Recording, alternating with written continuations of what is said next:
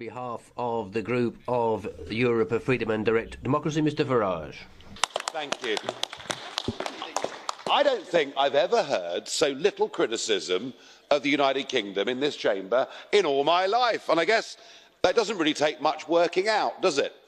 Monsieur Barnier said earlier that there were key areas upon which he wasn't prepared to make many concessions. Well, you didn't need to, sir, because you were up against Theresa May, and she was all for making as many concessions as she possibly could, including agreeing a ludicrous bill of up to 40 billion sterling for us to have the right to leave, a continued role for the European Court of Justice, and in line with that, family reunions that mean, frankly, open-door immigration from the European Union is going to continue for years to come, and almost bizarrely, a commitment for ongoing regulatory alignment. It's as if, even though we're leaving, effectively the British government wants to keep us in some form of single market relationship. So I'm not surprised you're all very pleased with her. Theresa the Appeaser has given in on virtually everything.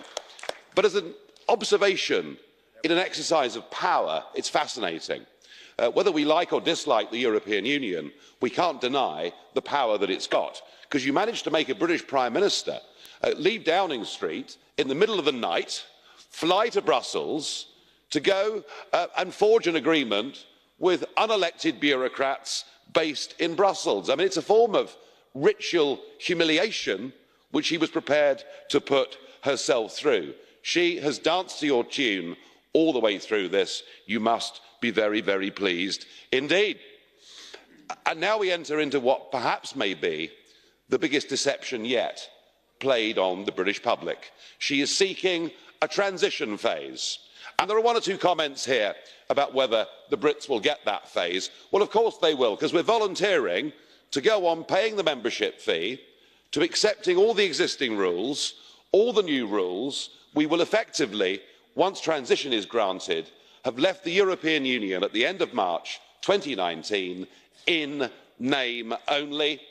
And if that transition phase lasts up until the next general election, there is a real possibility that a new incoming British government stroke coalition could sign us up to the single market and the customs union forever.